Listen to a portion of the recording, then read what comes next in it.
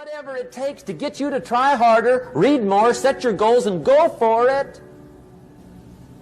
Here's the next attitude disease. Overcaution. Some people never will have much. They're too cautious. Now, you can also be too reckless, but you can also be too cautious. This is called the timid approach to life. And my caution was always the risk. Risk used to drive me right up the wall. I used to say, what if this happens? It's called the language of the poor. What if this happens? And on top of that, if this was to happen, look at the fix I'd be in. I better not try. I could always ace myself out. Then I'll tell you what changed my whole life when I finally discovered it's all risky. The minute you were born, it got risky. If you think trying is risky, wait till they hand you the bill for not trying. If you think investing is risky, wait till you get the tab for not investing. See, it's all risky. Getting married is risky. Having children is risky. Going into business is risky. Investing your money is risky. It's all risky. I'll tell you how risky life is. You're not going to get out alive. That's risky. The Englishman says, well, if that's the way it's going to work out, let's give it a go. Right, that's what it's for. Give it a go. Somebody says, yeah, but I'm looking for safety and security. Fine, then huddle in a corner. We'll cover you with a sheet, bring you 3 meals a day. And we'll protect you, feed you, look after you, care for you. We won't let anything happen to you. And you'll probably live to be 100. The guy said, well, yeah, I'd live to be 100. But what a way to live. Right. What a way to live, safe and secure. Don't ask for security. Ask for adventure. Better to live 30 years full of adventure than 100 years safe in the corner. And see, it's not important how long you live. What's important is how you live. Here's the next attitude disease. We're almost through with this motley list. In fact, we're almost through. Hang on. The next one is pessimism. Pessimism, the deadly disease of always looking on the bad side, the problem side, the difficult side, checking all the reasons why it can't be done. The poor pessimist leads an ugly life. He doesn't try to figure out what's right. He tries to figure out what's wrong. He doesn't look for virtue. He looks for faults. And when he finds them, he's delighted.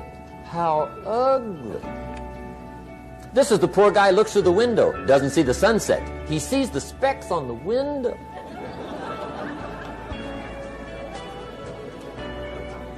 And this is the poor guy, right, who rushes up, takes such leave of his senses. This guy rushes up and he says, I've got 5 good reasons why it won't work. He's so dumb he doesn't know all he needs 1. He's got 5.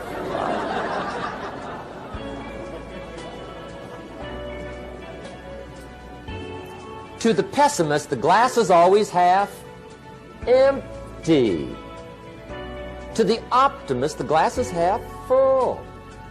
Why would the same measure affect people 2 different ways? Answer, it all depends on how you look at it.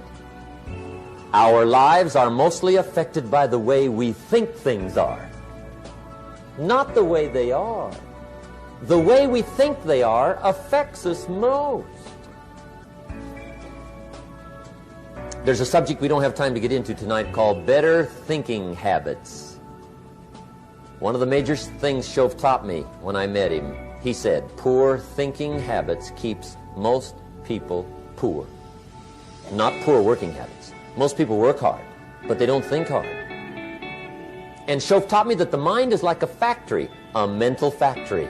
And whatever you think about all day long pours ingredients into this mental factory. And that's what builds the economic, social, financial fabric of your life. He quoted me a Bible phrase that says, as you think, so you become. How awesome. when he talked about poor thinking habits, he had me. I used to start the day reading the morning newspaper. I mean, you can believe that or not. I'd get a cup of coffee and read the paper. I'd load up on wars and riots and murders and stabbings and killings and bank robberies and muggings and car wrecks and tragedies. I'd even read the back pages. I seem to like that stuff for some weird reason. I'd load up on all that, and then I'd start the day. You can imagine the kind of days I used to have. You walk around on your financial knees. They call you economic peewee.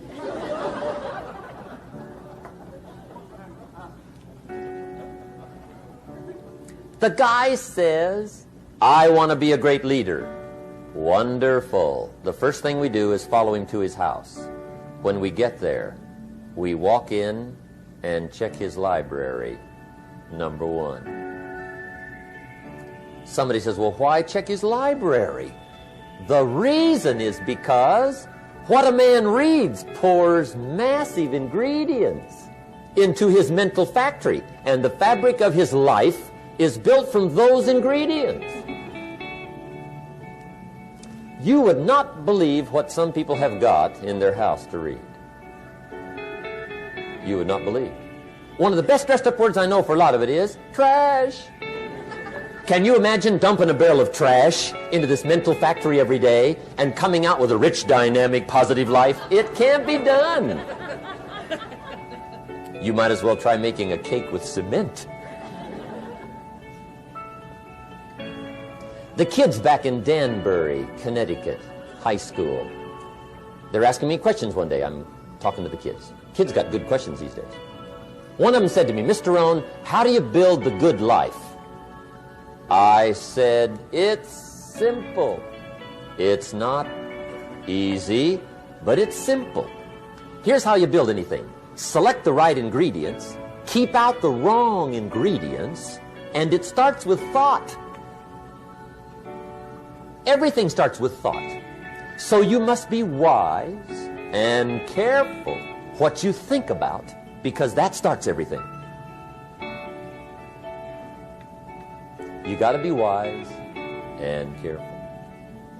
I asked the kids, what would happen if somebody dropped sugar in my coffee?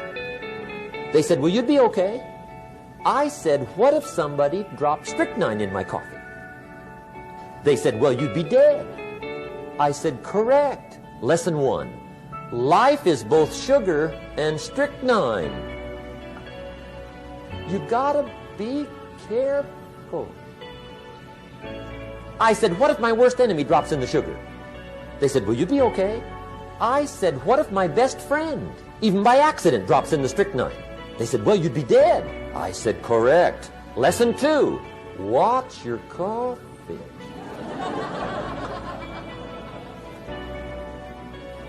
You got to be careful. See, it doesn't matter who hands you the bad stuff.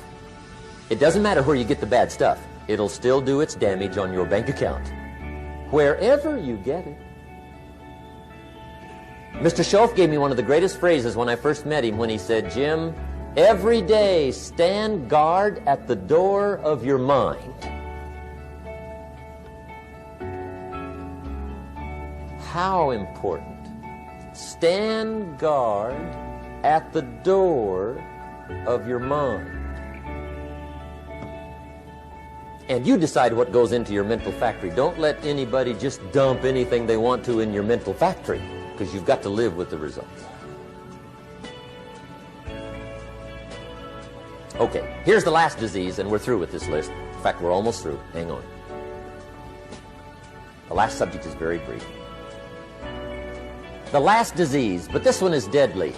Engage in this one, indulge in it even slightly, and you might as well forget the future, because it's going to forget you. Complaining, crying, whining, griping. A Bible word called murmuring. See, that'll ace your future. Spend 5 minutes complaining, and you have wasted 5. And you may have begun what's known as economic cancer of the bone.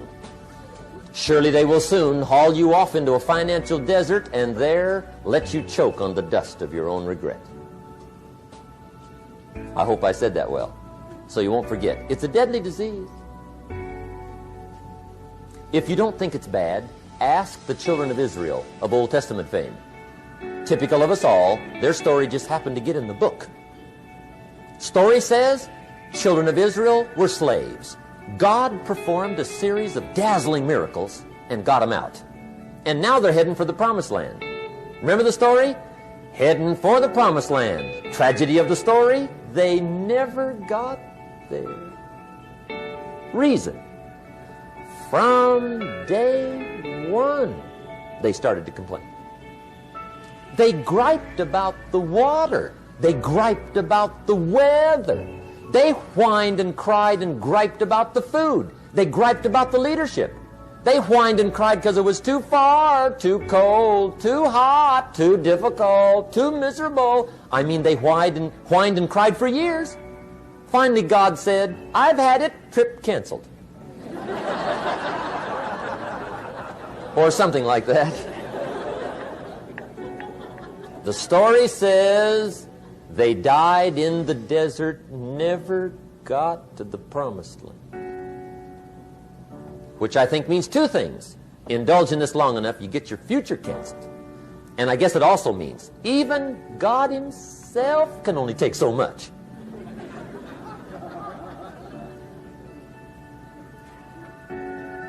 Okay. Just be on the lookout of the things that can destroy all the good you start. The war is on.